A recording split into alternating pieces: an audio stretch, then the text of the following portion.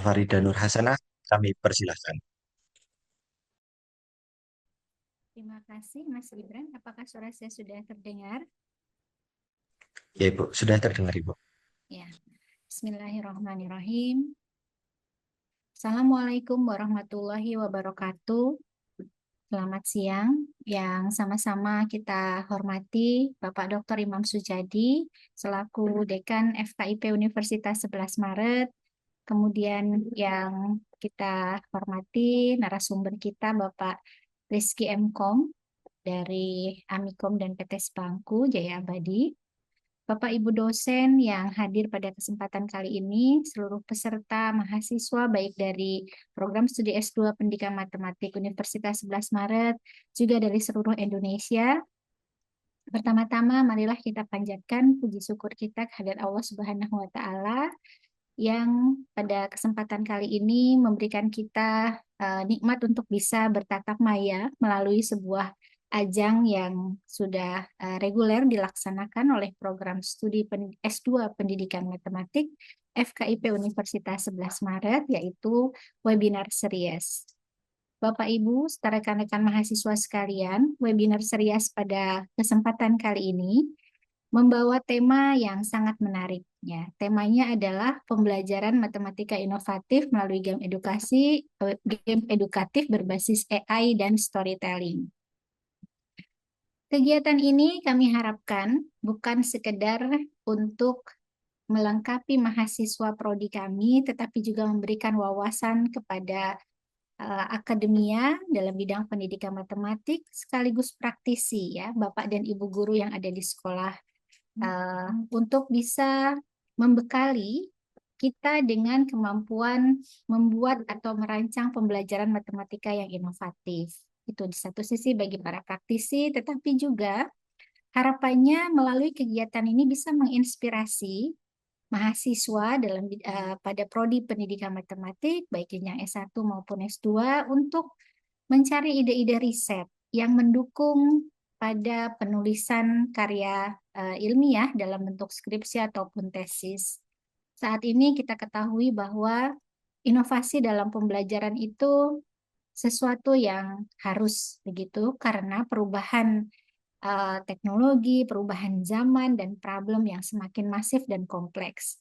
Sehingga membekali diri dengan berbagai macam keterampilan yang relevan itu menjadi sesuatu yang dibutuhkan begitu.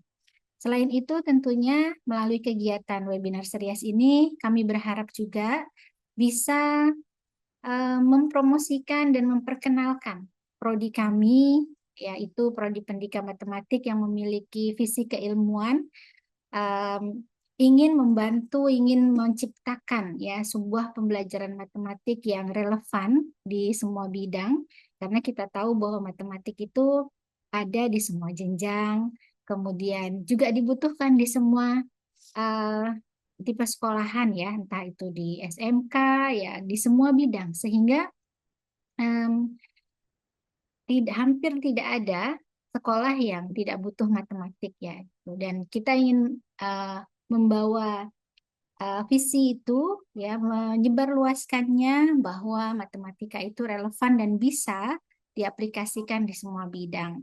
Tentunya dengan cara-cara yang mudah diterima. Pada kesempatan kali ini saya selaku Kepala Prodi mohon kepada Pak Dekan untuk berkenan membuka acara ini. Kemudian mewakili panitia, saya juga mengucapkan terima kasih yang sebesar-besarnya atas atensi dan partisipasi dari peserta webinar pada kesempatan kali ini. Dan kami mohon maaf apabila ada hal-hal yang selama pelaksanaan mungkin kurang berkenan. Sekali lagi kami berharap apa yang kami lakukan ini bisa memberikan manfaat yang sebesar-besarnya, khususnya dalam bidang pendidikan matematik. Terima kasih. Wassalamualaikum warahmatullahi wabarakatuh. Waalaikumsalam warahmatullahi wabarakatuh. Terima kasih kami sampaikan kepada Ibu Farida atas sambutan yang telah diberikan. Acara selanjutnya adalah sambutan sekaligus pembukaan resmi kegiatan webinar oleh Dekan FKIP Universitas 11 Maret kepada Bapak Dr. Imam Sujadi MSI. Kami mohon berkenan untuk memberikan sambutan sekaligus membuka secara resmi kegiatan webinar pada siang hari ini. Baik, terima kasih Mas Gibran. Suara saya sudah bisa terdengar. Sudah, Pak? Ya, Sudah. baik. Assalamualaikum warahmatullahi wabarakatuh. Selamat siang, salam sejahtera untuk kita semua yang sama-sama kita hormati narasumber kita, Mas Rizky dari Amikom, dan yang kita hormati Ibu Kepala Program Studi S2 Pendidikan Matematika, Ibu Dr. Farida Nur Hasanah, Bapak Ibu dosen, para mahasiswa, dan semua peserta webinar pada kesempatan siang hari ini. Pertama-tama marilah kita memunajatkan rasa syukur kita ke Allah Subhanahu wa taala. Alhamdulillahirabbil. Siang hari ini kita bisa melaksanakan satu kegiatan yang diinisiasi oleh program S2 Pendidikan Matematika, yaitu terkait dengan bagaimana kita akan melaksanakan webinar dengan tema yang cukup menarik, yaitu pembelajaran matematika inovatif melalui game edukatif berbasis AI dan storytelling. Bapak Ibu yang kami hormati dan teman-teman semua, mungkin kita sebagai orang yang berkecimpung di pendidikan matematika kali ini mungkin cukup tertampar ya dengan adanya fakta yang menunjukkan bahwa prestasi belajar matematika kita tidak menggembirakan. Eh, di beberapa media disampaikan TKA kita matematika jeblok, misalnya seperti itu. Nah, ketika kita melihat seperti ini, sebenarnya hal ini tidak mengagetkan kita ketika kita melihat hasil TKA kita rendah. Karena sebenarnya fakta itu sudah ada sejak kita mengikuti PISA di tahun 2000, kita selalu ada di papan bawah ya untuk hasil PISA kita. Tentunya ini menjadi beban moral kita sebagai pendidik matematika dan tentunya program studi pendidikan matematika yang turut mempersiapkan para calon guru pendidikan matematika itu. Tuntutan inovasi untuk bagaimana kita bisa menyelesaikan masalah ini menjadi tantangan kita. Kalau kita melihat beberapa faktor yang menyebabkan hal ini, mungkin satu, beban kognitif orang itu terbatas. Barangkali pembelajaran matematika yang saat ini dilaksanakan bebannya terlalu berat, sehingga ini membosankan dan menjadi kejenuhan tersendiri. Maka dari itu muncul beberapa ide tentang pembelajaran matematika yang bisa memotong beberapa kompetensi menjadi bagian-bagian kecil di dalam proses pembelajaran itu yang dikenal sebagai microlearning begitu. Dengan kegiatan pembelajaran di microlearning yang ada ini, tentu dibutuhkan bagaimana kita bisa menyediakan satu stimulus yang menarik, ya, stimulus yang menarik. Kemudian stimulus itu dijalankan dan setelah stimulus itu dijalankan, ada refleksi singkat untuk mengecek seberapa jauh pemahaman siswa terkait dengan tujuan kecil-kecil yang kita harapkan itu untuk nanti mereka bisa tahu betul bahwa pemahaman secara kompleksnya seperti apa. Untuk kita bisa menyediakan, memfasilitasi mereka untuk bisa mencari stimulus yang menarik seperti itu, maka tidak akan mungkin tanpa ada bantuan IT. Bagaimana kita bisa mengoreksi atau bagaimana kita bisa menentukan, melakukan refleksi secara cepat, secara singkat, ini juga perlu ada hal yang seperti itu. AI saat ini salah satu media yang barangkali sangat membantu kita. Bagaimana kita akan bisa merumuskan, mencari satu stimulus, bagaimana kita akan mencari topik-topik yang menarik, bagaimana kita mencari satu game yang ini mungkin akan membawa siswa kita tidak jenuh, tetapi curiosity mereka itu akan tumbuh. Dengan demikian, nanti proses itu akan berjalan. Dan tentunya akan jika dipikirkan bagaimana orang bisa menyampaikan ide atau gagasan yang ada itu agar ide yang ada atau gagasan itu bisa tersampaikan dengan baik. Saya mengapresiasi program studi S2 Pendidikan Matematika yang mencoba melakukan webinar dengan tema yang menarik tadi, yaitu pertama kali adalah bagaimana pembelajaran matematika inovatif itu akan dilakukan melalui game-game edukatif. Tadi supaya tidak ada kejenuhan dan beban kognitif kita tidak terlalu berat.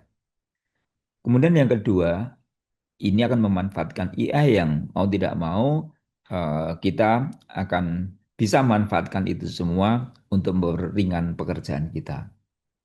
Dan di samping itu, seorang calon guru tentunya sangat dibutuhkan bagaimana mereka akan bisa menyampaikan gagasan, menyampaikan ide secara menarik bagi siswanya itu.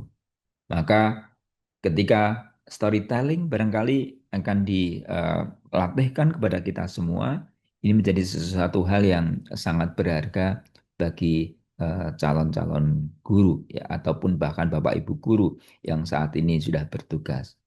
Maka dari itu, kesempatan siang hari ini mohon bisa dimanfaatkan sebaik-baiknya karena kita punya narasumber yang ahli pada bidang ini. Dengan demikian nanti kita akan bisa muncul beberapa inovasi-inovasi pembelajaran. Bagaimana mungkin kita bisa menemukan salah satu contoh membelajarkan konsep tertentu begitu ya dengan menarik sehingga nanti ketika ini bisa mencoba hal-hal kecil untuk satu-satu topik di dalam satu proses pembelajaran. Jadi kalau di micro learning itu kita bisa memecah menjadi satu masalah kecil, tapi masalah kecil itu dikemas dengan cara yang baik. Mudah-mudahan nanti riset-riset para mahasiswa baik di S1 maupun yang ada di S2 ini bisa melahirkan gagasan untuk pendidikan matematika yang lebih baik. Atas permohonan dari Kaprodi dan atas izin dari Bapak Ibu serta saudara-saudara sekalian, dengan mengucap Bismillahirrahmanirrahim, kegiatan webinar pada siang hari ini dengan judul Pembelajaran Matematika Inovatif melalui Game Edukatif berbasis AI dan Storytelling secara resmi saya nyatakan dibuka. Selamat berwebinar. Mudah-mudahan apa yang kita upayakan pada siang hari ini memberikan kebaikan pada kita semua dan bisa memberikan sumbangsih pada mutu pendidikan di Indonesia, khususnya pendidikan matematika. Sekian, terima kasih. Bila taufiq wal hidayah. Assalamualaikum warahmatullahi wabarakatuh. Waalaikumsalam warahmatullahi wabarakatuh. Terima kasih kami sampaikan kepada Bapak Dr. Imam Sujati atas sambutan, arahan, serta perkenan membuka secara resmi kegiatan webinar pada siang hari ini. Baik, hadirin yang kami hormati, selanjutnya kita akan melaksanakan sesi dokumentasi bersama. Untuk itu kepada Bapak Dekan, kemudian Ketua Program Studi, narasumber, Bapak Ibu dosen, serta seluruh peserta, kami mohon untuk berkenan menyalakan kamera masing-masing dan kepada tim dokumentasi, kami persilahkan untuk mengambil dokumentasi.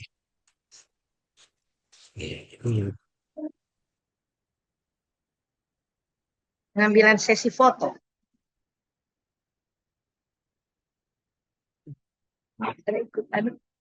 Ya, saya bantu. 1, 2, 3.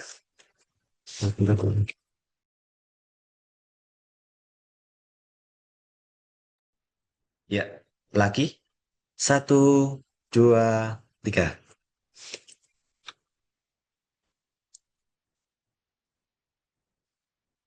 Untuk slide selanjutnya, ngapunten, ditahan dulu, ya. 1, 2, 3.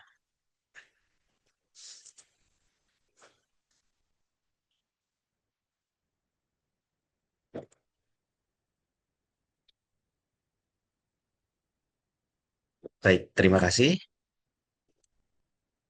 Baik, terima kasih atas perkenalannya para peserta, Bapak Ibu, dan juga eh, Bapak Dekan dan Ibu Ketua Program Studi yang telah berkenan untuk mengambil menjadi peserta dan juga menjadi ini Selanjutnya kami kami lanjutkan ke sesi selanjutnya yaitu pengenalan program studi S2 Pendidikan Matematika. Untuk itu kepada panitia kami mohon untuk share screen terkait dengan pengenalan program studi S2 Pendidikan Matematika ini.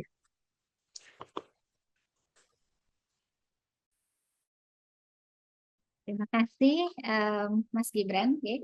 Bapak Ibu serta rekan-rekan mahasiswa dan calon mahasiswa begitu ya Bapak Ibu guru sekalian. Ini sebelum kita mulai izinkan terlebih dahulu kami memperkenalkan program studi kami yaitu program studi S2 Pendidikan Matematik FKIP Universitas 11 Maret kepada seluruh peserta yang kebetulan saat ini sedang melaksanakan penerimaan mahasiswa baru ya. Sudah dimulai dan akan berakhir di tanggal 18 bulan Juni 2026 untuk gelombang yang kedua. Jadi ini ada berita yang menarik bagi Bapak dan Ibu guru ya, bahwa di prodi kami itu sudah bisa menerima jalur RPL. Jadi kalau Bapak Ibu yang sudah bekerja minimal 5 tahun, maka boleh untuk ikut mendaftar pada program RPL atau rekognisi pembelajaran lampau ya, agar nanti hasil karya Bapak Ibu itu bisa dihitung ya untuk direkognisi dan bisa direkognisi sebagai mata kuliah yang sudah disediakan di prodi kami. Bapak Ibu serta rekan-rekan sekalian, periode pendaftaran online itu dimulai dari tanggal 1 sampai 18 Juni tahun 2026. Ini adalah untuk sesi yang kedua. Ya, jadi sesi yang pertama sudah selesai dan ini sesi kedua. Kemudian seleksi online-nya akan dilaksanakan tanggal 22 sampai 24 Juni dan pengumumannya tanggal 29 Juni. Jadi bagi Bapak Ibu yang tertarik dan belum sempat mendaftar, monggo kami tunggu pendaftarannya. Kami sampaikan bahwa prodi kami sudah memiliki akreditasi yang unggul dan menyediakan juga beasiswa LPDP. Bagi teman-teman yang masih S1 dari prodi Pendidikan Matematik UNS bisa mengikuti program percepatan. Ya, program percepatan itu bisa kuliah bersamaan antara S1 dan S2 dengan syarat minimumnya berada di semester 6. Nah, untuk teman-teman yang baru lulus atau akan lulus tapi pengen cari beasiswa, jangan khawatir juga. Kita sudah bekerja sama dengan LPDP ya. Jadi nanti bisa segera mengajukan beasiswa LPDP. Begitu. Kemudian kita juga dosennya kompeten, kami punya 5 dan hampir ada tambahan satu lagi sebentar lagi yaitu Prof. Imam ya. Pak Imam nanti sebenarnya menjadi profesor, jadi akan semakin kuat ya. Jadi dosen-dosennya juga sudah banyak profesornya begitu. Lalu seperti yang Anda ketahui di tempat kami ini selalu menyediakan informasi-informasi terbaru, kemudian tren-tren terbaru dengan menghadirkan narasumber baik dari dalam maupun luar negeri. Dan pembelajarannya itu hybrid, hampir semuanya hybrid. Jadi bisa, dan kita hybrid ada yang flex, ada yang memang online learning begitu.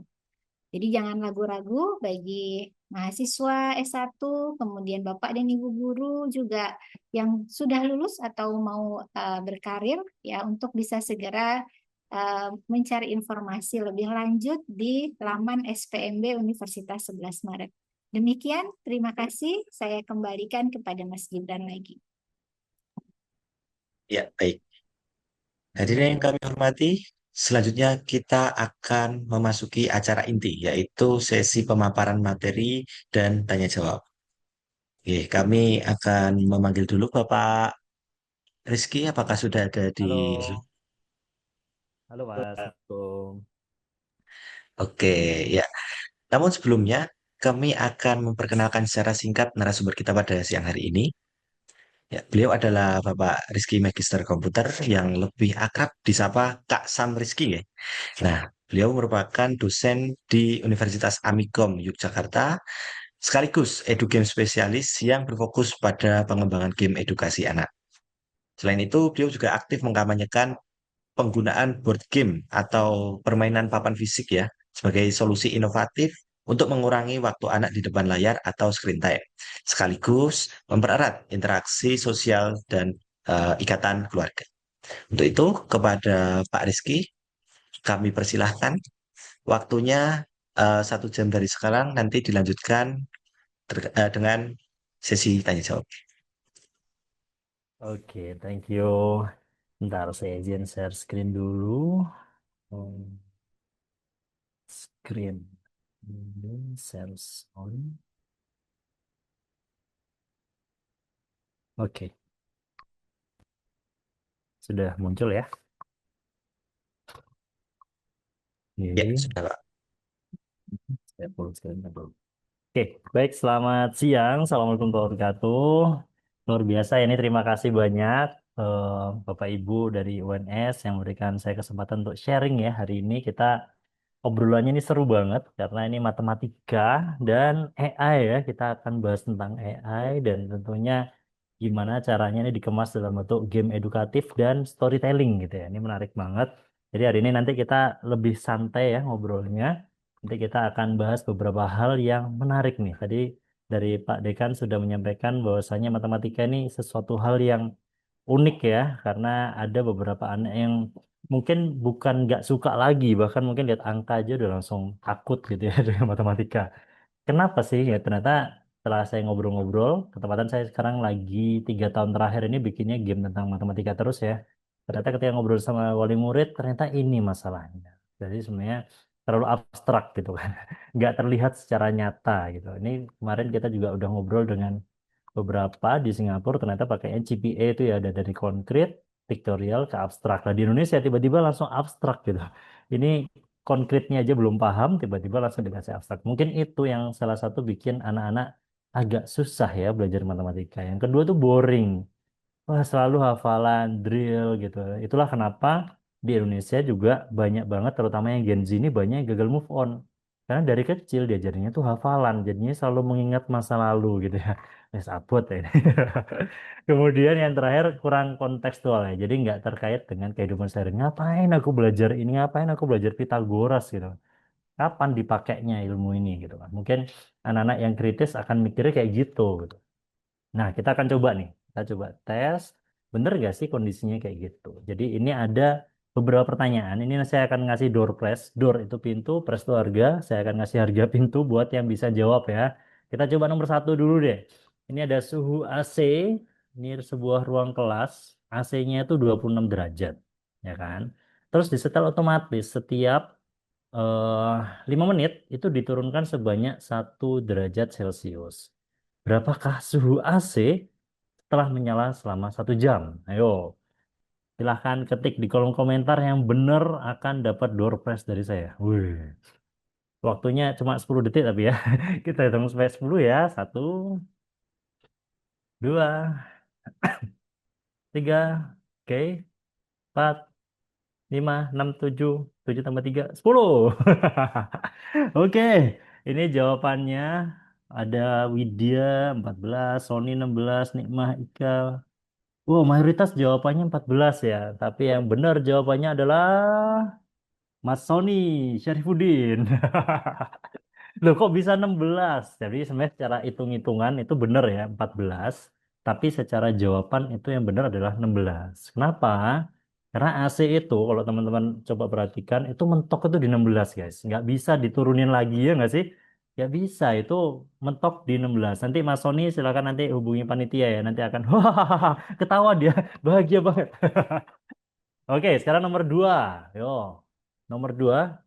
Ini ada Sinta dengan ibunya. Sinta tuh usianya sepertiga. Jika dalam 15 tahun ke depan, Sinta menjadi setengahnya dari usia ibunya. Berapakah usia Sinta 5 tahun yang akan datang? Hitungan 10 ya, silahkan ketik di kolom komentar.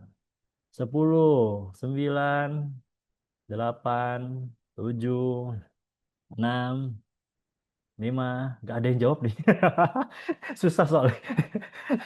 5, 4, 3, 2, 1. Nggak ada yang jawab beneran ya. Kayaknya berarti itulah pentingnya pendidikan matematika nih. Jadi ini Bu Farida nih cocok Bu Farida. Ini untuk menjawab soal-soal seperti ini susah ya. Tapi sebenarnya saya mau melihat ini matematika nggak cuma dari satu sudut pandang matematika ya. Tapi ini sebenarnya nomor 2 ini lebih ke sudut pandang keagamaan ya atau tauhid gitu ya. Jadi kalau kita lihat dari sudut pandang agama, sebenarnya 5 tahun lagi kita nggak tahu ya. Usia tuh nggak ada yang tahu. Yang tahu hanya Tuhan. Oke, yang terakhir. Gimana ketika matematika dengan bahasa Jawa nih? Oke, kira-kira akan jadi apa nih? 1 × 25, jawabannya berapa? 1 × 10, jawabannya berapa? Ini nggak perlu dijawab ya. Ternyata kalau dipakai matematika campur bahasa Jawa itu jadi sebuah lagu, teman-teman. Kita dengerin lagunya bareng-bareng. Oke. Hup. Nah, Iya, umur dia pertama 5 tahun, nomor rumahnya 25 tahun. 15 tahun kemudian nomor rumahnya 40. Siji tiping sedoso siji mung kowe sing tak tresno seketika sama sisi ra ono sing ketiga mung kowe sing ningati seketika siku mung kowe sing ono ning atiku. Oke. Ya kita bersyukur ya karena sekarang lagu-lagu ini ada matematikanya sekarang ya. Bahkan jadi ada lagu koplonya ya. Siji dipeng selawe jadinya hanya kue selawase. Oke, ini menarik ya. Tapi maksudnya ternyata ketika matematika ini disampaikan dengan cara-cara yang out of the box itu bisa bikin anak minimal tuh tertarik dulu lah gitu kan ya. Jadi orang itu gimana mau jatuh cinta kalau kenal aja enggak, gimana kalau mau suka kalau dia aja nggak tertarik gitu ya. Ini ada banyak cara, termasuk hari ini kita tuh akan ngobrol nih gimana caranya biar anak-anak itu tertarik dengan matematika. Nggak cuma tertarik tapi juga bisa memahami esensialnya. Bahkan konsepnya akan lebih seru lagi kalau ini bukan bentuknya trivia ya. Nah, nanti kayak gimana dan gimana dengan AI. Nah, ini kebetulan saya juga dosen ya, saya dosen di Amikom yang dimana mahasiswanya itu pakainya komputer semua dan mereka kenalannya sekarang sama Dek Gemi ya, Dek Gemini. Dan semuanya tinggal difoto, langsung jawabannya ada. Nah, terus kita sebagai guru, sebagai dosen terus ngapain dong? Akhirnya kayak ujiannya pakai ujian lisan saya. Wah, kalau lisan ini udah nggak bisa ngerepek dan itu semuanya harus based on pengetahuan si anak gitu, si siswa gitu ya. Oke.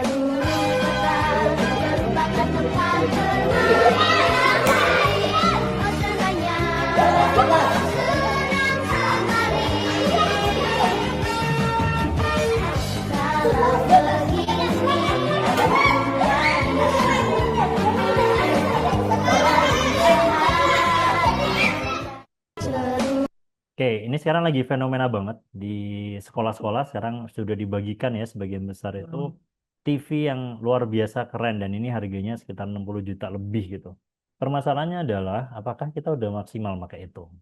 Ini tadi kita udah lihat ini di TikTok, di Instagram lagi booming banget game-game tarik tambang, game-game balap karung yang pakainya matematika. Cuma apakah ini sudah oke ataukah emang bisa ditingkatin lagi? Ataukah emang sebenarnya nggak butuh smartboard sih sebenarnya? Ya kayak gitu ya. Ini sebenarnya kita akan bahas tentang itu sebenarnya. Jadi basically teman-teman, kalau secara pedagogiknya dan juga teknologinya, ini tuh ada 4 hal yang bisa kita bagi.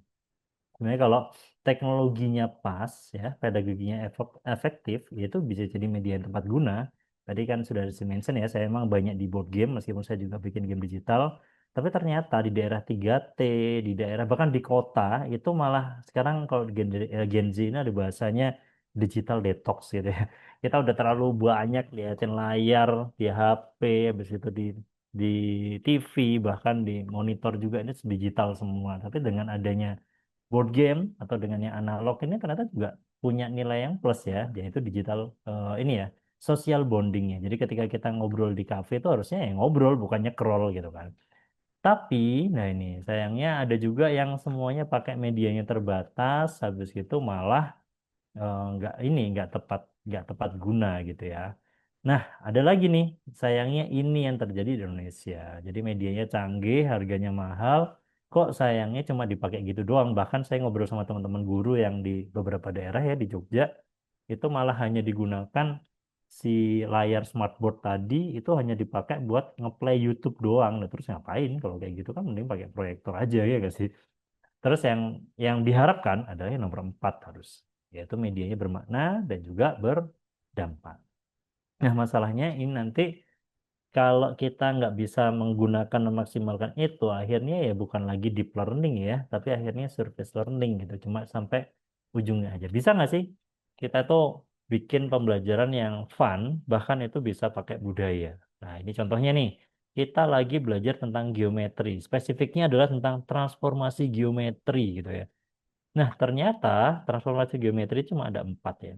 Cuma ada rotasi, translasi, refleksi, atau dilatasi gitu. Bahasa Inggrisnya yang paling gampang ya turn, slide, flip, dan resize. Ternyata ini kalau kita gabungin dengan motif batik, ternyata sama. Mau motif batik dari kota manapun itu cuma pakai 4 itu ya teman-teman. Cuma ada translasi, refleksi, flip, dan yang menarik adalah ada filosofinya. Ternyata itu ada yang keharmonian, ada juga batik yang hanya digunakan untuk acara-acara tertentu gitu ya. Dan setiap batik itu punya ciri khas dari setiap kota. Itu yang menarik ya. Dengan batik itu ternyata bisa jadi matematika juga, bisa jadi game. Nah, ini yang sedang kami kembangin dengan UNS. Ini insya Allah dalam waktu dekat kita akan launching ya, gimana batik Go, gimana dengan kita kembangin budaya, ngenalin budaya, tapi dari sudut matematika. Nah, kenapa sih kok harus game? Yang tadi kan kita materinya tentang game ya. Jadi ketika kita ngomongin game itu, yang pertama, anak-anak itu kenapa sih kok suka main game? Itu tujuannya jelas. Ada menang dan kalah ya. Bahkan ada beberapa game itu gak penting menang kalah. Yang penting itu adalah fun gitu kan. Bagaimana bikin game yang fun itu nanti kita bisa diskusi lebih banyak ya. Terus tantangannya. Ini sebenarnya ada teorinya. Kebetulan saya lagi S3 sekarang. S3 saya juga tentang game. Itu juga menarik ya teman-teman. Ternyata ada namanya teori flow, the flow. Jadi game itu kalau terlalu susah, orang jadi stres. Game terlalu mudah, orang jadi bosen gitu kan. Pernah nggak sih teman-teman main Candy Crush? Itu level 1 sampai level 7 itu gampang banget. Tapi level 8 subhanallah susah gitu ya. Tapi level 9 gampang lagi. Level 11 susah lagi. Nah, itu sebenarnya kita lagi dipermainkan dengan the flow tadi gitu. Itu sebenarnya metodologi biar kita kalau mau bikin game jangan terlalu susah, jangan terlalu gampang. Jadi ada scaffolding kalau bahasanya di pendidikannya. Ada berlevel, berjenjang. Dan yang terakhir ada hadiahnya, ada umpan baliknya. Kalau kalah ya wes gitu kan wes. Tapi kalau menang ya dia akan happy. Bahkan kalau generasi saya dulu main game itu bentuknya SPK Mario itu nggak ada fitur save ya teman-teman. Jadi kalau kita kalah di dunia ketujuh gitu ya harus ngulangi dari awal lagi. Kalau sekarang kan anak-anak zaman sekarang game digital itu sangat dimanja ya. Udah tahu itu arahnya ke sana. Kalau kalah bisa bayar dan sebagainya. Kalau dulu zaman-zaman milenium ini game-gamenya nggak ada kayak gitu. Nah itu yang bikin orang akhirnya balik lagi dan balik lagi. Jadinya kecanduan untuk bermain. Nah, masalahnya kecanduan itu kan konotasinya negatif ya. Bisa nggak sih kita rubah jadi yang positif, yaitu kita rubah dengan kontennya. Kontennya jadi konten yang on didik. Nah, tapi kita perlu clearkan ini dulu. Jadi apa sih bedanya APE? APE itu alat peraga edukatif ya.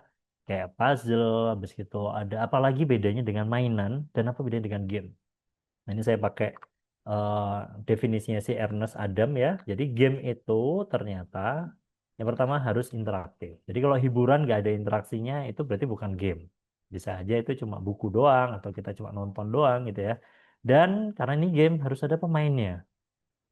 Nah kalau nggak ada pemainnya ya kayak yang menarik itu Home Pimpa ya. Kita pasti udah tahu ya dari Sabang sampai Merauke itu pembahasannya tiap mau main game selalu ngomongin Home Pimpa Laihum Gambreng. Itu ternyata seru banget ya. Makna filosofinya sangat luar biasa. Ada yang tahu nggak artinya Home Pimpa apa? Ternyata home itu artinya adalah Tuhan. Home Pimpa Laihum dari Tuhan kembali kepada Tuhan. Kita diajarin untuk tawakal. Nah, kalau mau home pimpa itu minimal kan 3 orang ya, nggak bisa 2 orang. Kalau 2 orang berarti batu gunting kertas gitu, sweet gitu kan. Tapi kalau mau 1 orang juga nggak bisa. Ada teman kalian main home pimpa sendiri di kamar, wah ini stres sih gitu kan. Jadi di sini harus ada pemainnya. Jadi home pimpa leum gambreng, gambreng itu ayo kita lakukan. Itu diajarin untuk kita bersosialisasi. Zaman-zaman dulu anak-anak itu kalau main game ya pasti mainnya bareng-bareng bertiga bareng. Sekarang semuanya pada digital semua ya semuanya. Cuma sayangnya juga ya wis pada sibuk sendiri-sendiri gitu. Padahal dengan game ini kita bisa bersosialisasi. Bahkan saudara saya itu nikah ketemu suaminya itu waktu di game gitu. Nah, terus ini yang membedakan APE dengan game itu pasti ada tantangan dan ada aturannya, nggak cuma ada tantangan doang. Kalau puzzle ada tantangannya, tapi nggak ada aturan yang clear. Dan ini ya, ada kondisi menangnya dan biasanya itu ada konfliknya aturan dan kondisi menang. Jadi minimal ada 3 ini. Jadi kalau teman-teman bikin media, wah ini game Pak, tapi kalau nggak ada 3 ini, ya udah berarti itu APE atau mungkin bahkan itu di bawahnya ya mainan atau mungkin puzzle. Hola amigos de YouTube, hoy vamos a jugar este juego que le hace un parecido a Mario. Entonces aquí vamos a entrar a este nivel y estamos empezando. Nah, ini apa Hola jadinya amigos de kalau YouTube, hoy vamos a game jugar itu este terlalu juego susah? que le hace un parecido a Mario. Entonces aquí vamos a entrar a este nivel y estamos empezando mal, pero no hay pedo porque voy a hallar los truquitos de este juego. Y no mames. Ahora sí, 1, 2 y después brinco acá y ¡qué vergas! Después, yo pienso que tengo que irme para atrás. A ver, a ver. ¡No mames, el pinche techo también! Ok, 1, 2 y 3. ¡No mames! Che, necesito unas pinches águilas, mira. Lo logré. ¡No mames! Son unas pinches águilas para volar. Háblame, Jesús. A ver. Lo logré, soy bien vergas. A ver, brinco y... Está bien, otro nivel, otro nivel. A ver, y si brinco... ¡No mames! ¡Eso de dónde chingado salió! Pues a ver, si brinco acá y... A ver, ¿qué haré? Si no se mueve la pinche cosa. A ver, ya entiendo, es el bloque que se mueve cuando brinco. A ver, pinche brincazo. Ya. ¡No mames! A ver, otra vez. Como Michael Jordan. Y... ¡No mames, pinche pared! ¡Culero! A ver. Y si hago otra vez el brinco y ya lo logré. ¡No mames! Ya se anda cayendo la pinche pared también. A ver. Ya lo logré, soy bien verga. ¡No mames! Ini game kalau terlalu susah jadinya kayak gini ya. Jadi stres, orang pengen main game itu biar refreshing, ini malah tambah stres gitu ya.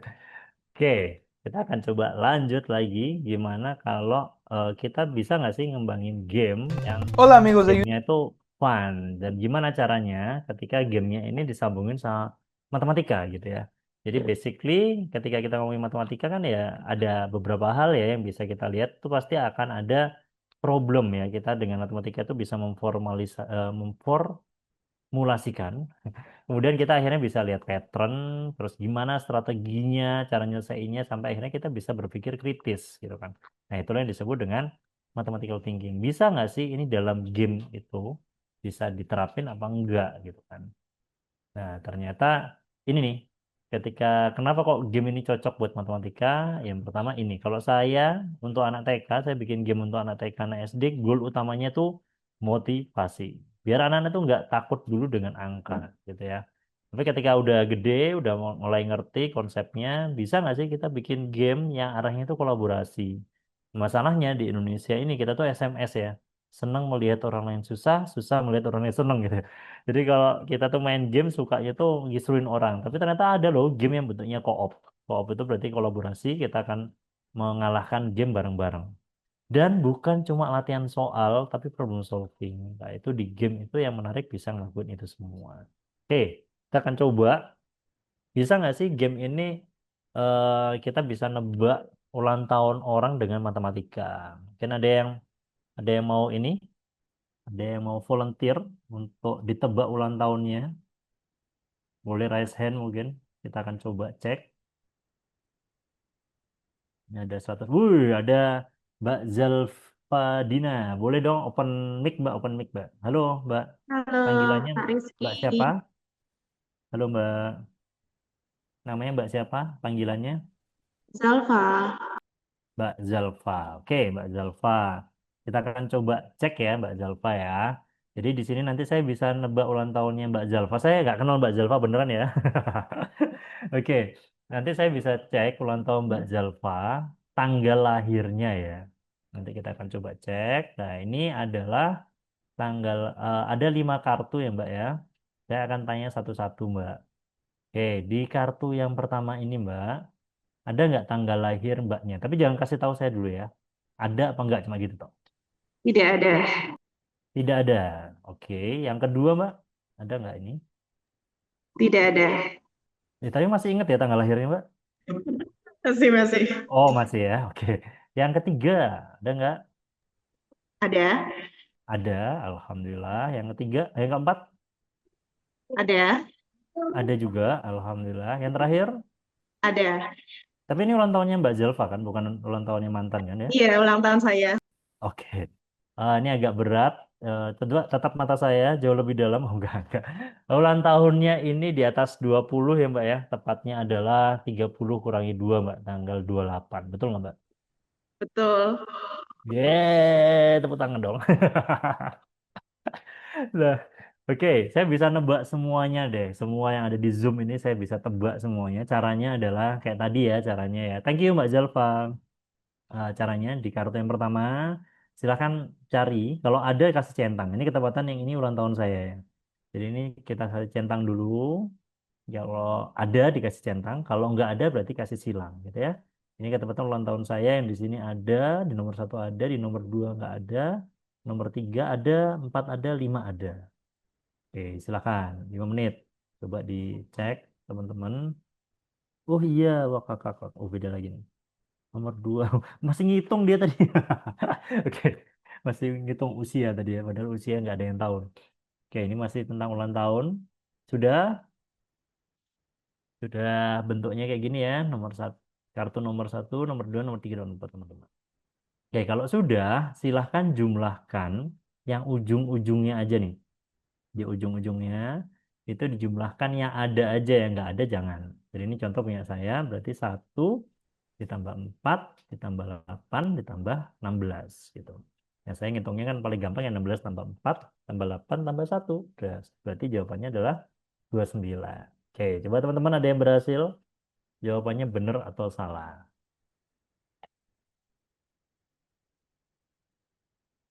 Oke, boleh ditulis di kolom komen. Jawabannya benar. Udah nemu jawabannya tuh belum?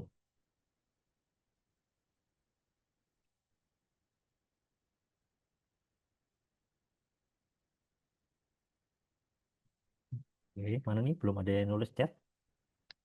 Betul nggak jawabannya? Wih, betul. Saya sudah coba. Yeay, Mbak Dini betul. Oke, yang lain mungkin. Jadi silakan dilihat 1, 2, 3, 4, 5. Kalau ada berarti dijumlahkan ujung kiri atas ya. Kemudian dijumlahkan yang ada aja, yang nggak ada berarti nggak usah dijumlah. Oke, ini tadi Mbak Rini udah kita coba. Wih, betul. Hendrisa. Ada lagi? Teman-teman. Satu lagi deh, coba. Ada yang berhasil nggak?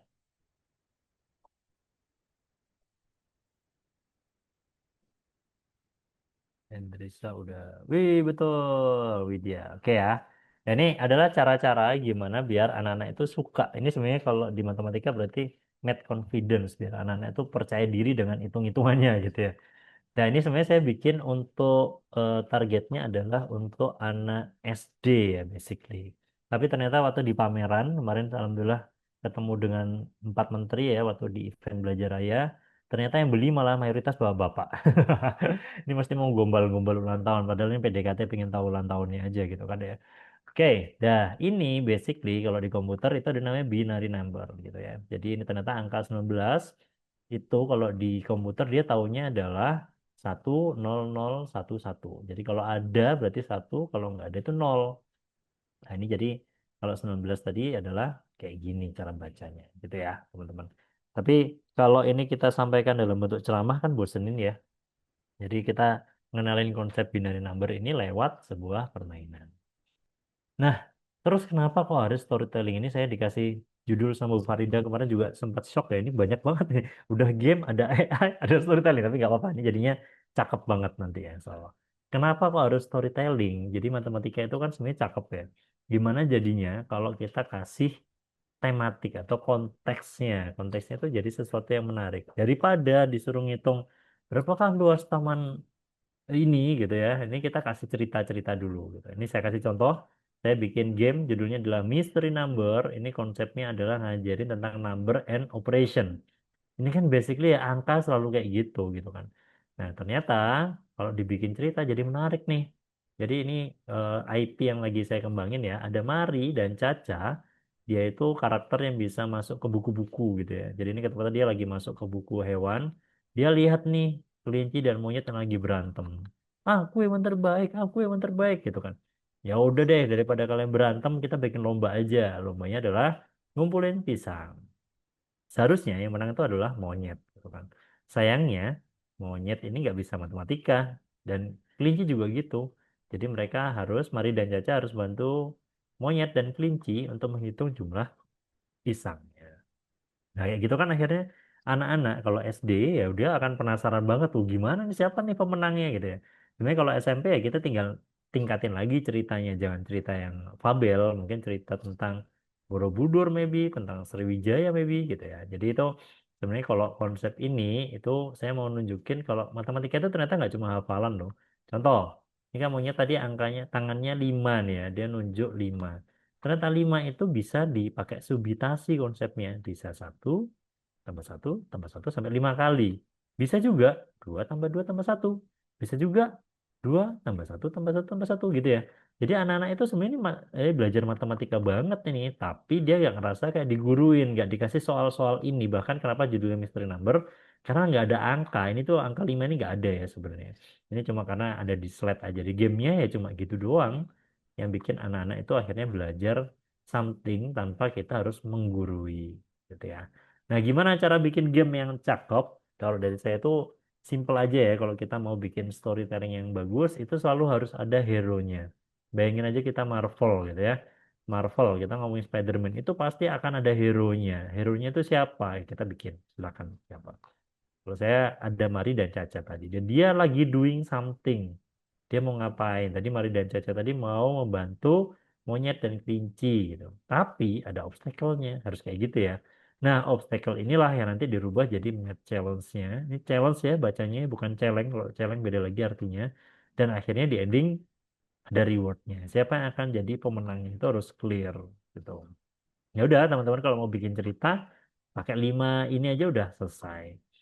Nah, terus baru deh kita nentuin game mekaniknya. Game mekanik itu apa sih, Kak? Game mekanik itu cara mainnya.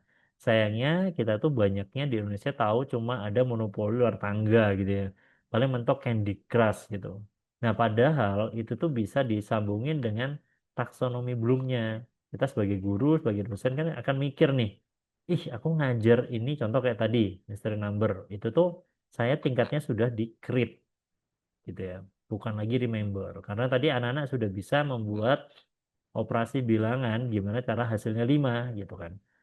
Jadi bukan lagi menghafalan lagi understand tapi mereka udah kira. Tapi ada juga game yang arahnya udahlah anak-anak sekarang yang penting itu paham dulu deh gitu, bahkan sebelum paham remember dulu deh, hafalan dulu ya. Jadi ketika mau hafalan ya boleh nih pakai kuis. Nah ini kita sambung-sambungin nih dengan contoh game mekaniknya. Kalau kuis ya berarti pengetahuan dasar. Sayangnya di Indonesia semuanya apapun apapun taksonominya semuanya pakai kuis gitu kan. Padahal bisa yang lebih bagus. Nah, ini kita coba gimana Pak caranya? Oke, kita coba yang kedua, apply. Ini menggunakan konsep ya. Jadi dia doing something, menyelesaikan tugas.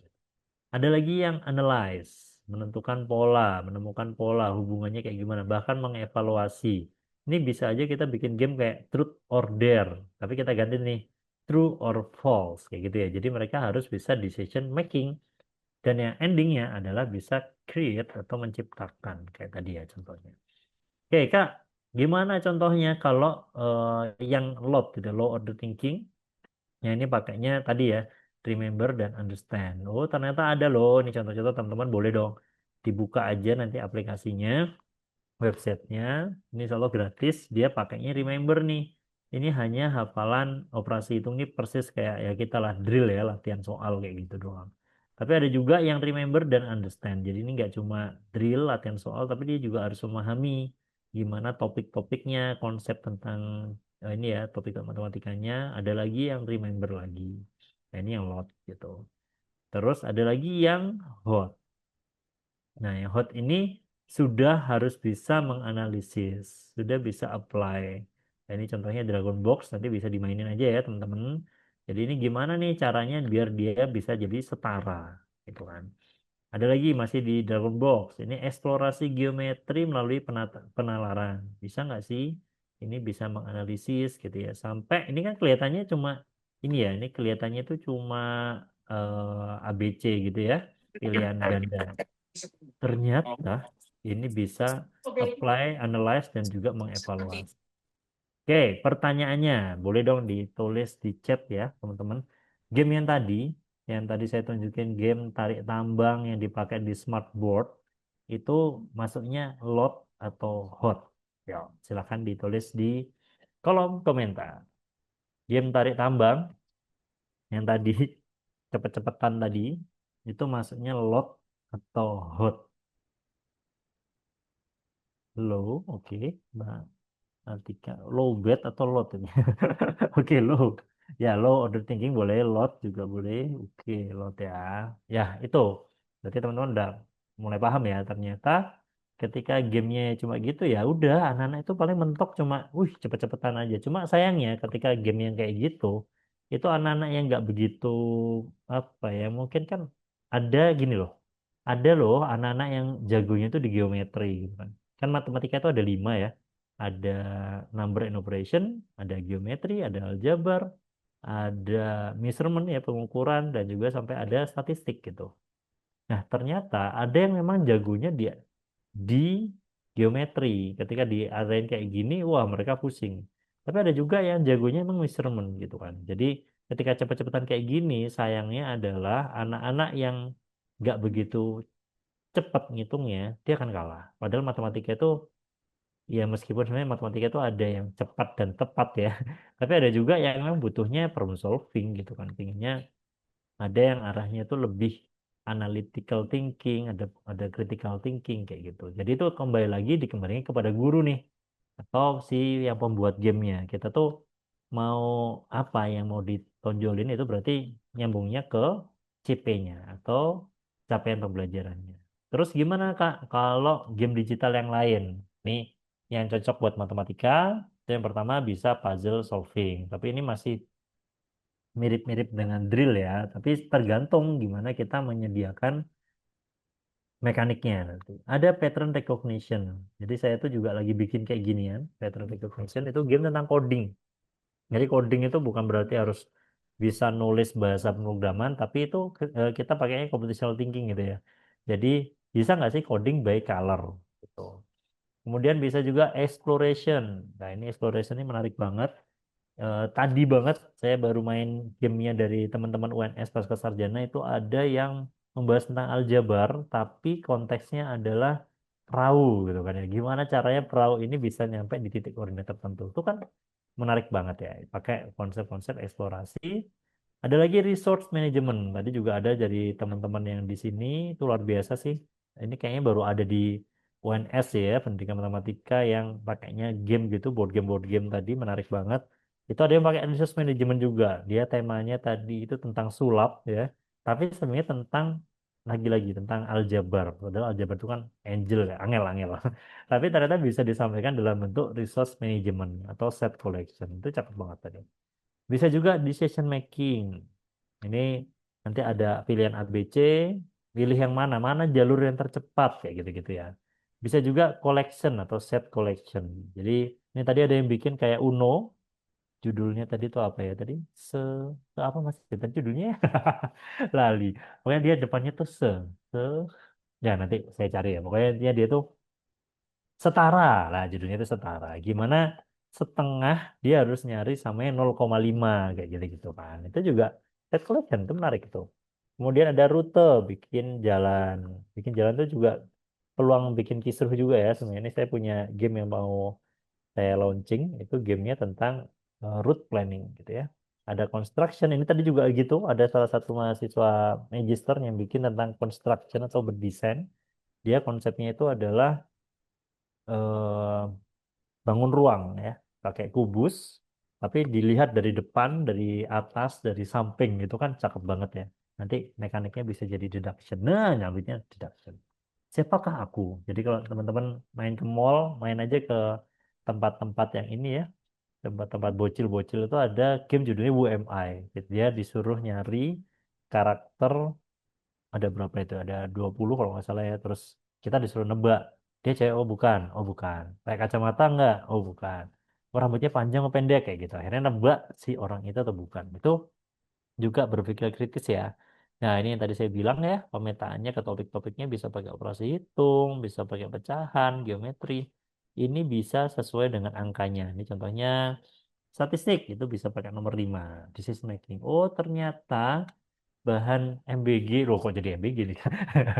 Sekarang ternyata harga mangga sekarang lagi naik gitu kan, atau mungkin supply and demand. Jadi ya kita bisa decision kayak gitu. Bisa peluang itu nomor 5 juga. Koordinat 3 dan 7 lah. Tadi kan saya udah cerita ya, exploration dan juga root. Jadi banyak banget yang bisa kita gali.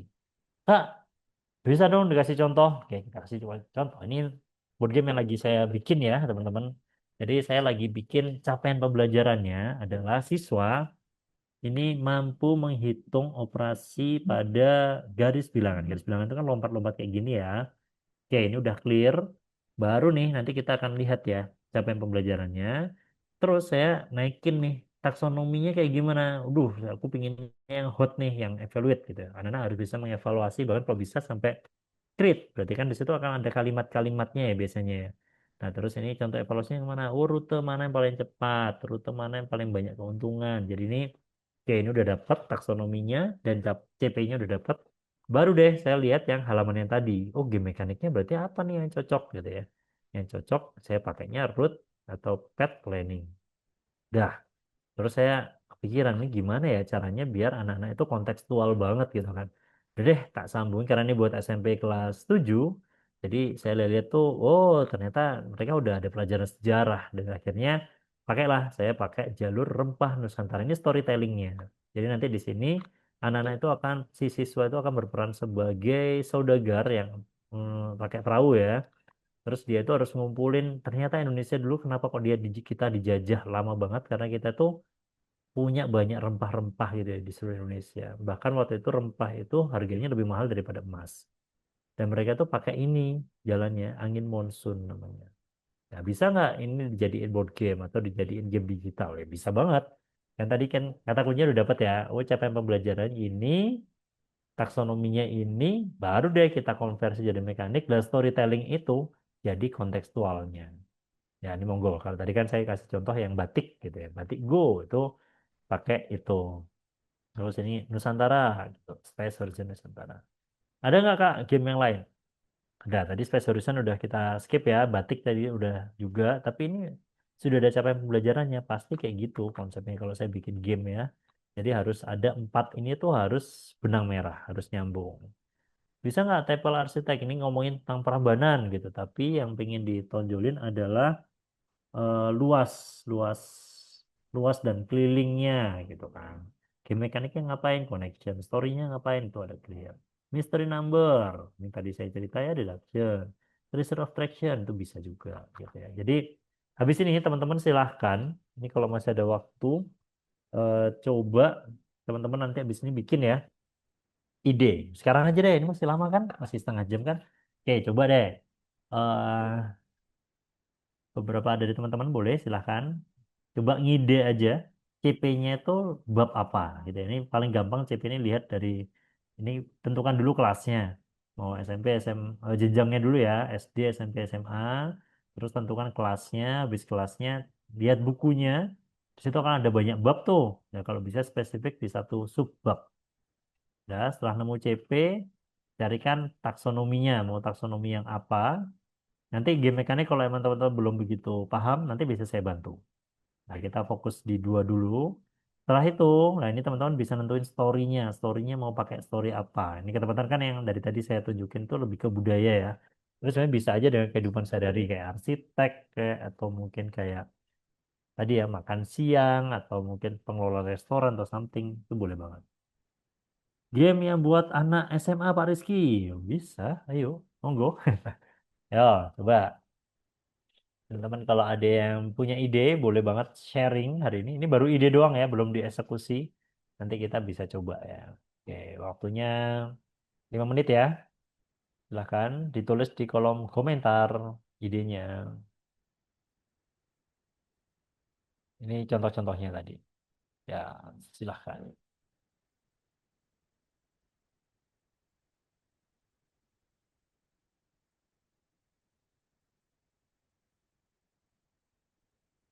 Wih, udah ada nih, sahabat. Chatnya. Game untuk para mahasiswa S1, Kak. Yo, ayo, ini maksud saya tuh teman-teman yang bikin sekarang gitu kan. Coba cari capaian pembelajaran apa, terus taksonomi belumnya apa, terus bikin game mekanik gitu. Game mekaniknya nanti saya bantu deh, sama story-nya apa kira-kira. Contoh, Pak, saya mau bikin game matematika buat anak TK. Oh, ternyata fokusnya ke geometri. Terus taksonominya apa gitu. Coba ayo teman-teman kalau yang punya ide. Jadi bukan malah nanya saya idenya. Kalau saya idenya, udah ada nih. Mas Awang, boleh Mas Awang open mic Mas? Boleh sharing?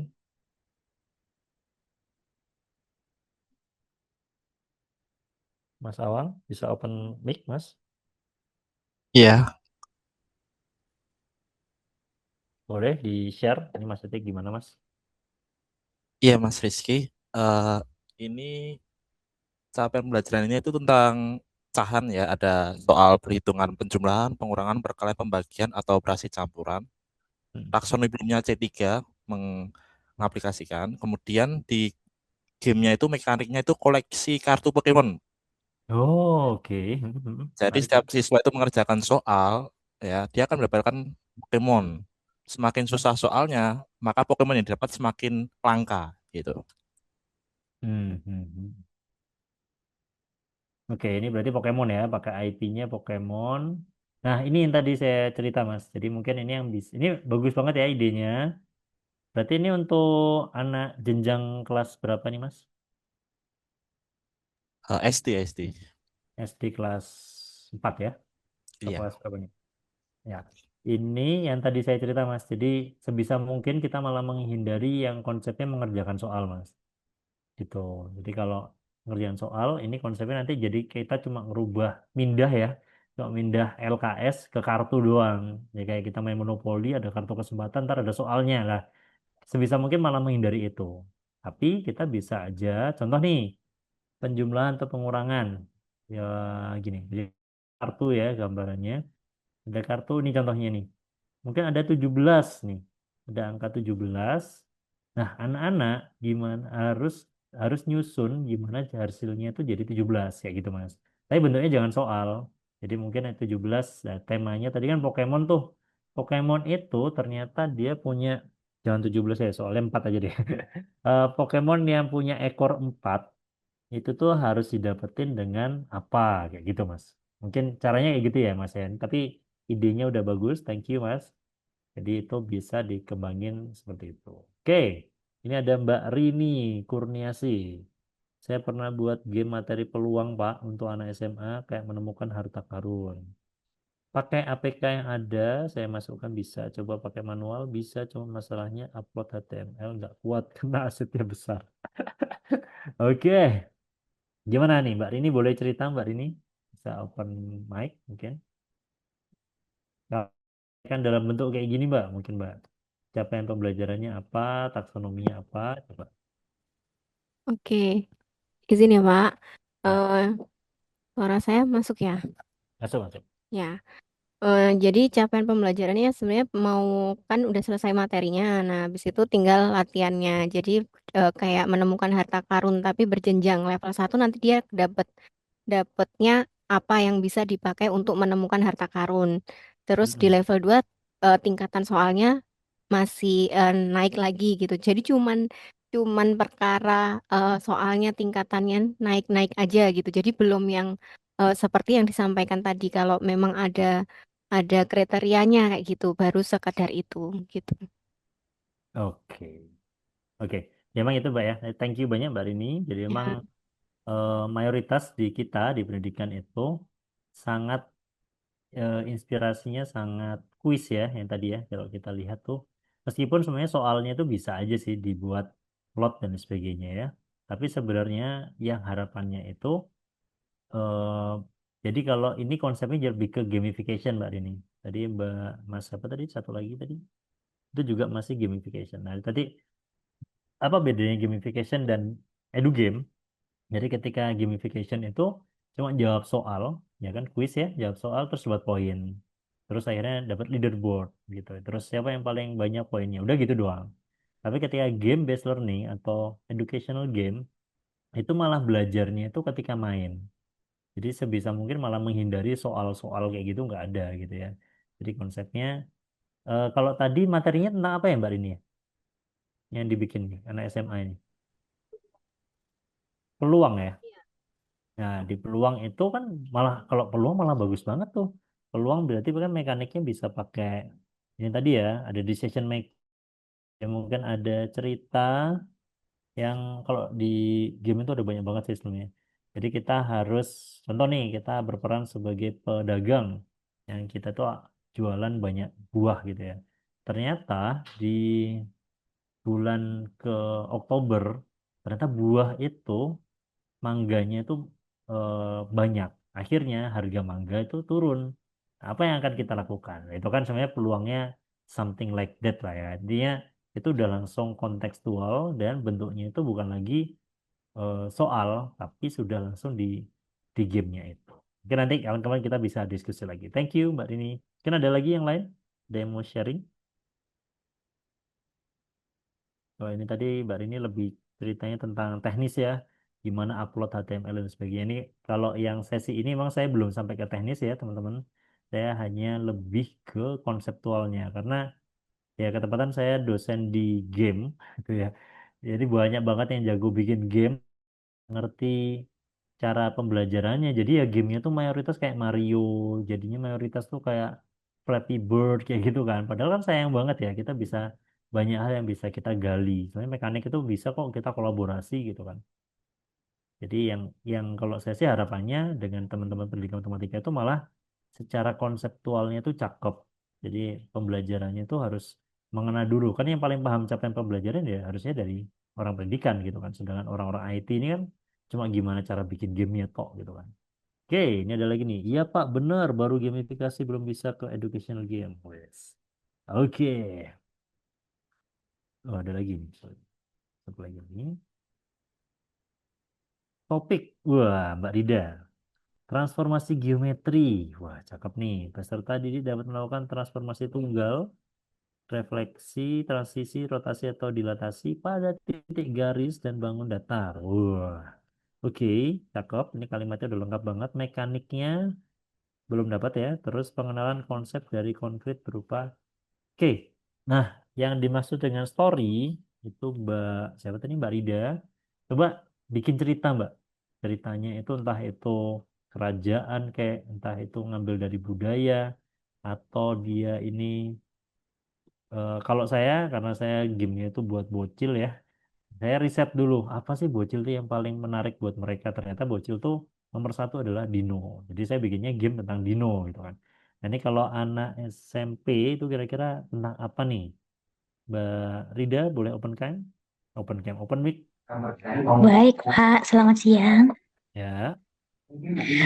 Kalau idenya itu sih lebih ke mengenalkan dari konsep-konsep transformasi geometri seperti refleksi, kemudian translasi dan sebagainya, tapi diawali dengan Tetris dulu. Jadi kalau Tetris kan tidak abstrak, jadi tujuannya itu tidak takut dulu. Jadi misalkan ada barang ini, itu berarti nanti bayangannya ada di mana dan sebagainya gitu sih.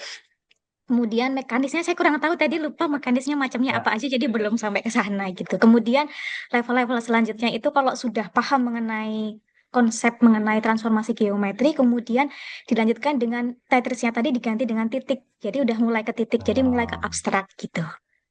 Ya, gitu. Kalau story kira-kira kepikiran nggak Mbak akan dijadiin apa? Ini contohnya kalau eksplorasi ini kan bisa aja kita jadi seorang nelayan ya akan nyari ikan gitu kan. Jadinya titiknya itu titik koordinat itu adalah titik ikannya gitu. Atau mungkin apa nih cerita apa yang Sejauh, cocok buat sejauh anak ini belum SMP? dapat storytellingnya, cuman level-level aja yang baru bisa kita apa Wih. namanya kita bangun gitu. Oke. Ini emang kalau bisa kolaborasi sama penulis novel, itulah ntar jadi Harry Potter gitu-gitu kan. kita bisa bikin Harry Potter versi matematika, itu kan kayaknya cakep banget. Jadi kita nggak menggurui anak-anak itu, bahkan itu sebenarnya anak-anak itu main game padahal itu di belakangnya ada transformasi geometri. Oke, thank you Mbak Rida sharing-sharingnya.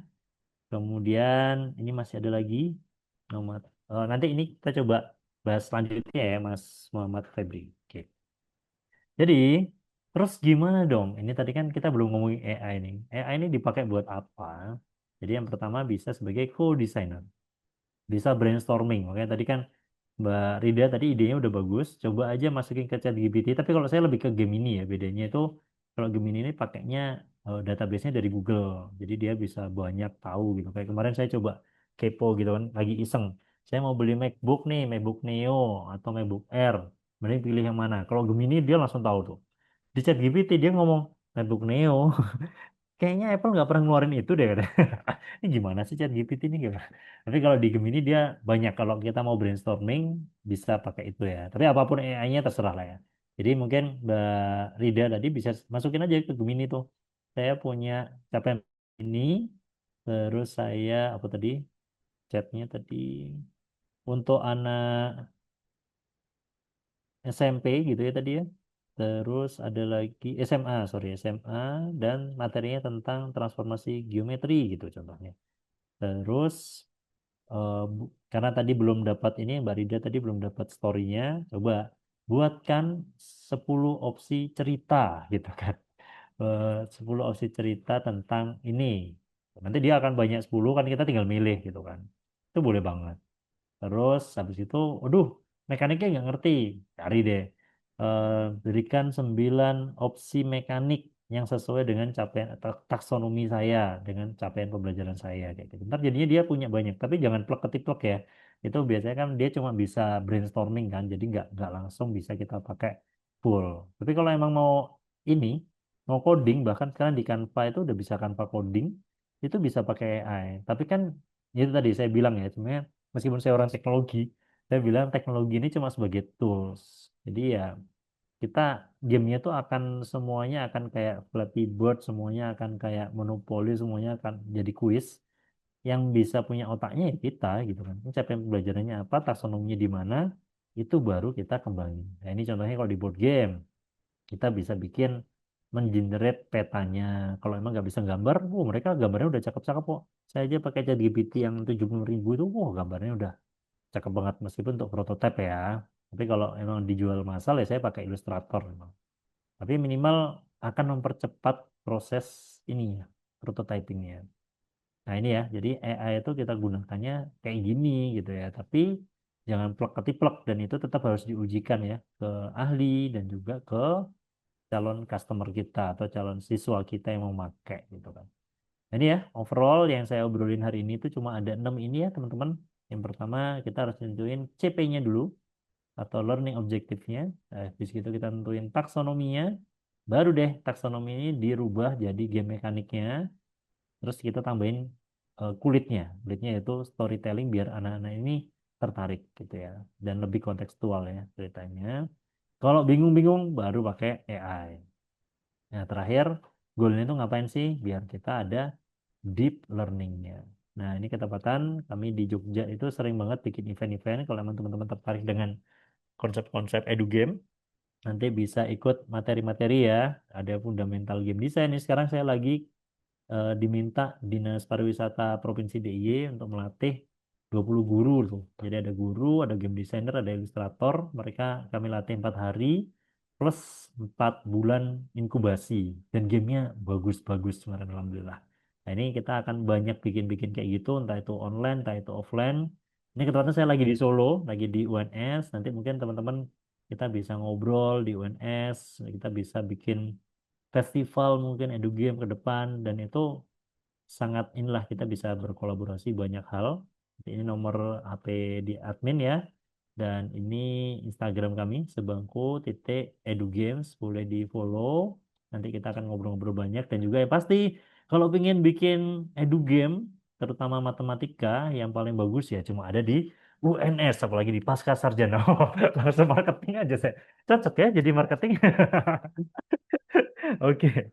Itu ya. Jadi saya dengan Bu Farida ini alhamdulillah dari tahun 2021 itu udah bikin banyak ya. Kemarin kita bikin Wortelmatika, habis itu ini sekarang Batik Go yang paling deket, ada Geometry Tracer, ada banyak banget gitu ya.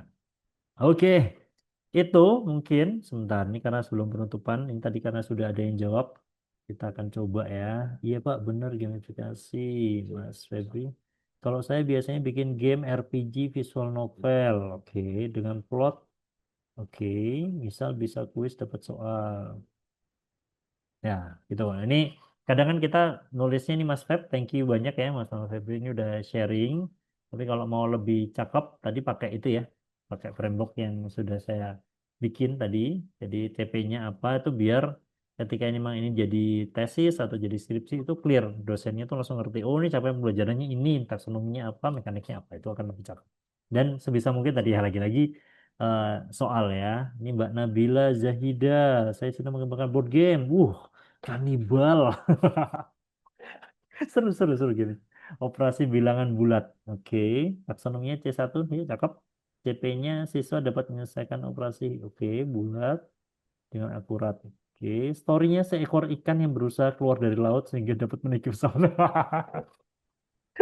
Ini cakep. Lucu, lucu, lucu.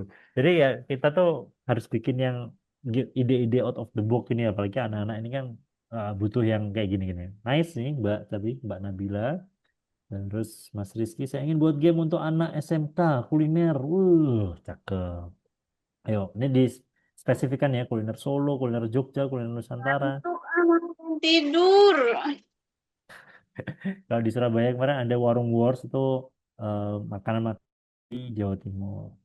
Ini Mbak Rida lagi nih, transformasi geometri SMP. Mbak Rida nih idenya banyak banget nih. Oke, story-nya, ya lagi-lagi ya, ini story-nya kalau bisa.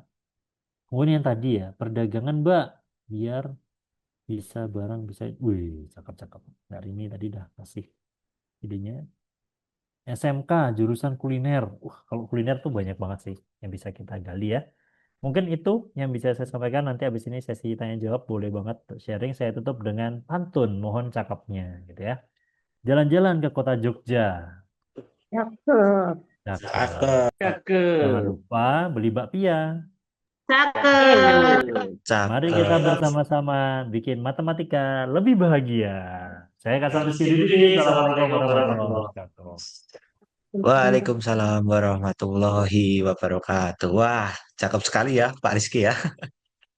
Oke, dari sini dapat kita simpulkan Pak, bahwa sebenarnya pembelajaran matematika inovatif itu sebenarnya bukan sekadar tadi ya, memanfaatkan teknologi aja ya, tapi ternyata juga hadir sebagai pengalaman belajar bermakna melalui tadi sudah dijelaskan oleh Pak Rizky, yaitu dari games edukatif, kemudian kita bisa menggunakan AI untuk membantunya sebagai tools ya tadi ya, kemudian kita juga bisa kombinasikan ini dengan storytelling dan juga mekanik permainan yang tepat.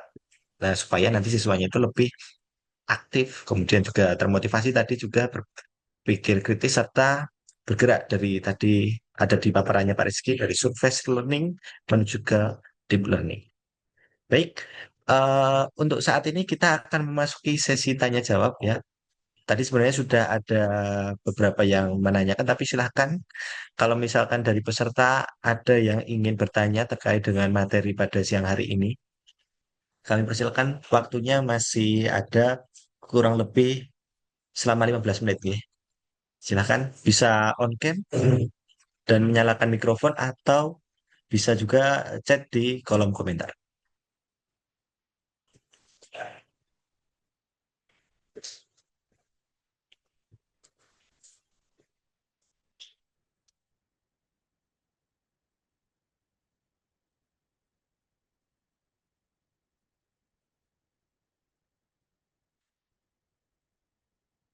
Ya, Pak Rizky, ini ada satu pertanyaan ya dari Mas Widya Ruswara dari S2 Pendidikan Matematika. Saya ingin meminta pendapat Bapak, setiap materi dalam pembelajaran matematika, apakah selalu dapat kita kembangkan untuk menjadi sebuah game? Mungkin seperti limit atau turunan. Monggo dari Pak Rizky, apakah ada tanggapan? Ya, basically bisa ya Mas ya. Eh, semua itu bisa kita bikin meskipun challenge-nya akan beda-beda ya. tergantung jenjang dan juga materinya karena emang eh, intinya ini akan lebih banyak di treatment kita nih gimana cara ngotak-ngatik gamenya gitu kan. Dan kalau di edu game yang menarik itu yang menentukan bisa dan enggak, bagus dan enggak itu kalau kami ada 3 validator ya. Validator yang pertama itu harus ke ahli. Jadi mungkin kalau di sini berarti ke dosen yang di UNS dan matematika, apalagi sekarang banyak doktor dan juga profesornya tadi udah disampaikan ya. Kemudian itu yang pertama harus clear cara ngajarnya. Jadi saya dulu pertama kali ketemu dengan Bu Farida itu dibantai habis ya. Ternyata matematika tuh ngajarinnya nggak kayak gini gitu kan. Ternyata ada subitasi dan lain sebagainya gitu kan. Kemudian yang kedua itu validasinya adalah ke kalau ini kata ngomongin game berarti ke ahli game atau minimal ke komunitas game. Ini seru nggak sih? Ini gamenya gimana? Udah balance atau belum ya? Gitu kan. Terus yang terakhir yang paling penting adalah ke target user. Target user itu adalah siswanya gitu. Jadi mungkin tadi kayak gamenya tentang turunan, tentang limit itu kan agak-agak kompleks ya. Jadi ketika itu sudah disampaikan dan anak-anaknya itu udah happy dan dia secara capaian pembelajarannya itu udah tercapai, ya udah berakhir gitu kan. Berarti game kita atau project kita itu sukses. Mudah-mudahan terjawab ya, Mas Widya. Baik, terima kasih Pak Rizky atas tanggapannya dan juga jawabannya. Begitu untuk Mas Widya. Kemudian kita lanjut ke pertanyaan selanjutnya, Pak Rizky, mohon izin. Di sini ada Bu Rini selaku guru SMA. Mau belajar educational game supaya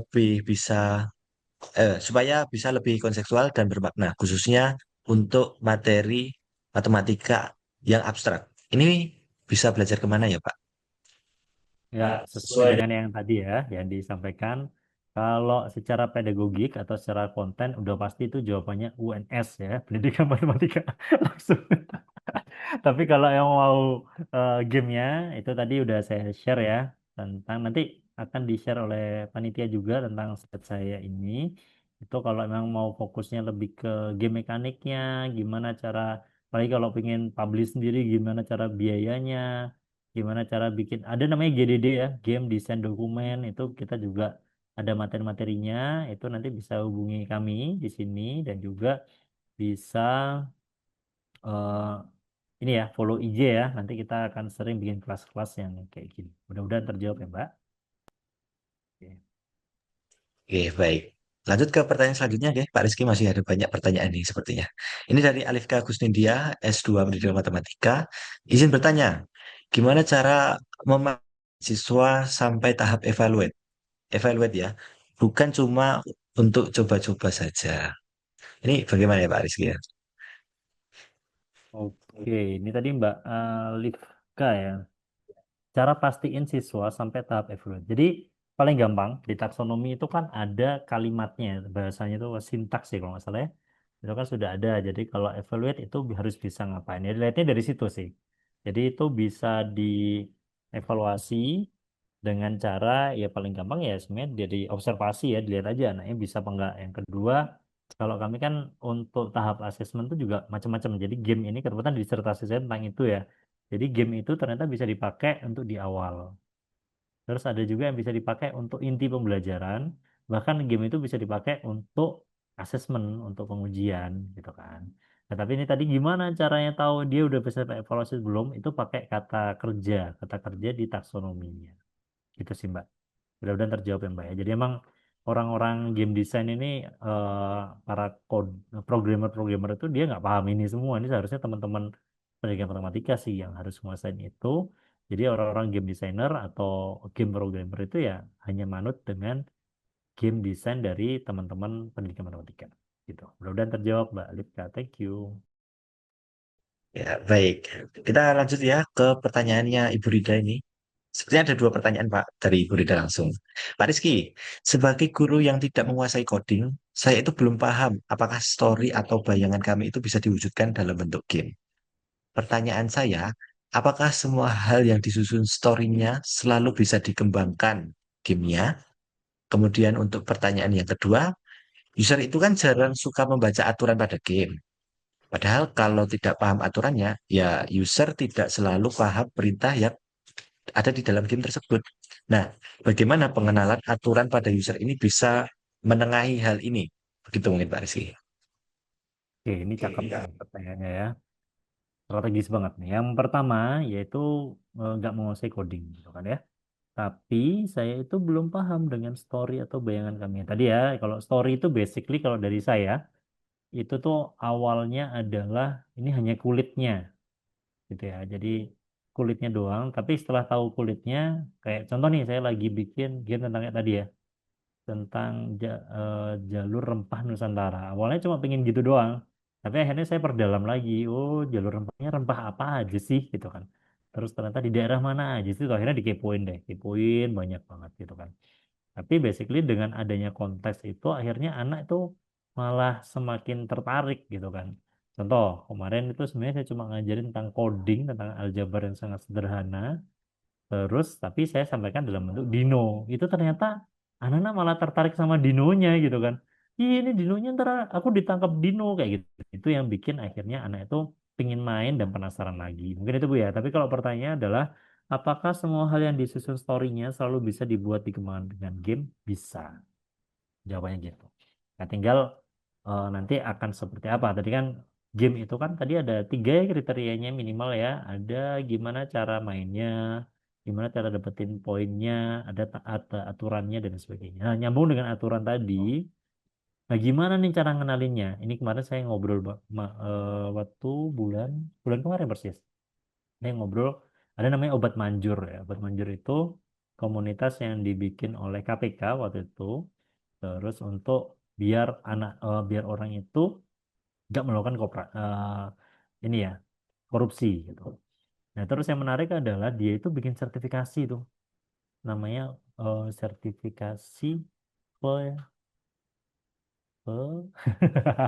saya lupa. Ya intinya itu inilah ya, kayak penyuluh lah namanya penyuluh, sertifikasi penyuluh. Jadi penyuluh itu isinya ya kontennya ngajarnya apa, ada pedagogiknya, sampai dia harus tahu main board gamenya. Nah, itu yang sedang saya kembangkan ini di asosiasi ya. Jadi nanti kita akan ngembangin ada sertifikasi yang itu bisa dipakai oleh guru, oleh mahasiswa yang itu bisa nambahin value ya. Jadi nanti itu kayak jadi game ambassador gitu Bu. Jadi kalau di board game itu biasanya ada namanya game master. Nah, game master itu dari sertifikasi tadi. Jadi nanti ada orang-orang lain yang memang sudah dilatih untuk ngajarin game kita. Tapi kalau di digital itu memang sudah ada tutorialnya step by step biasanya. Memang itu ya gitu orang Indonesia kan nggak begitu suka baca ya. Tapi sekarang udah ada influencer, udah ada TikTok, ya udah kita kerja sama dengan mereka gitu. Mudah-mudahan terjawab ya, Mbak Rida.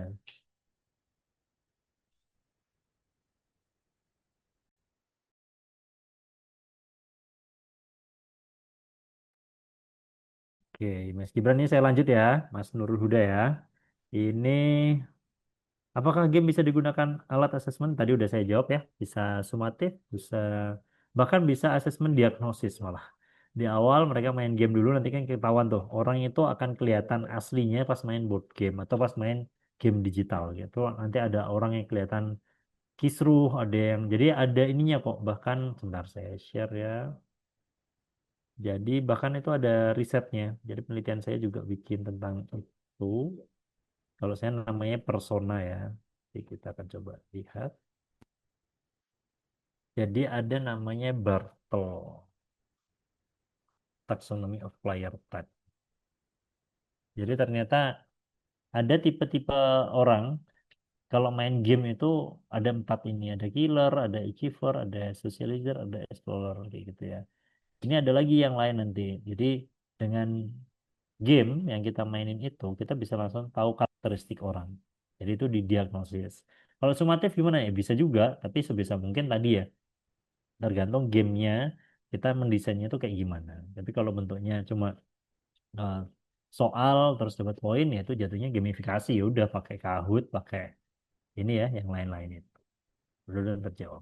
Itu Mas Gibran.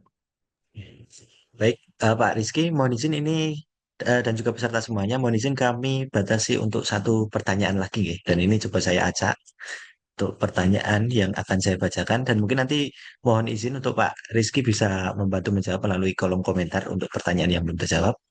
Saya langsung lompat ke Ini Pak Soni Syarifudin, S2 Pendidikan Matematika. Ini mungkin seru nih Bapak.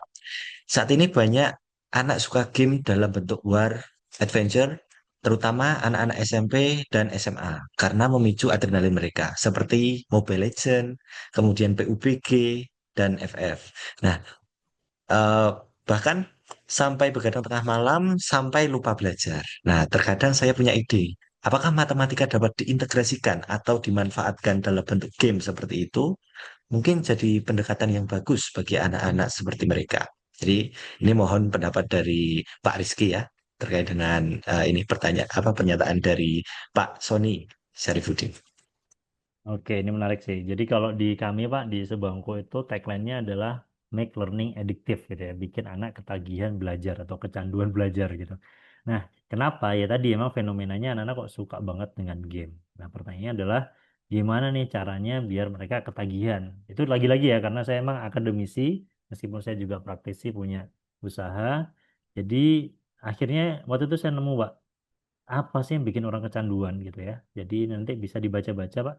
Ini bukunya adalah Theory of Fun gitu ya. Jadi selain ini masih ada lagi sih sebenarnya, ada game design, ada macam-macam. Tapi ini yang sering saya pakai ya, Theory of Fun itu adalah bikin akhirnya kita tahu apa sih yang bikin orang itu senang gitu kan.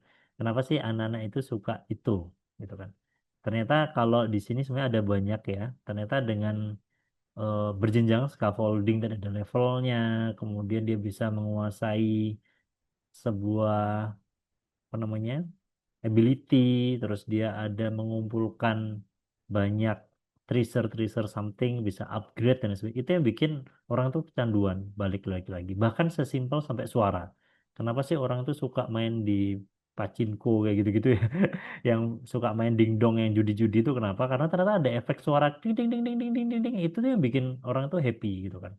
Jadi sebenarnya untuk bisa bikin orang ketagihan itu ada banyak cara.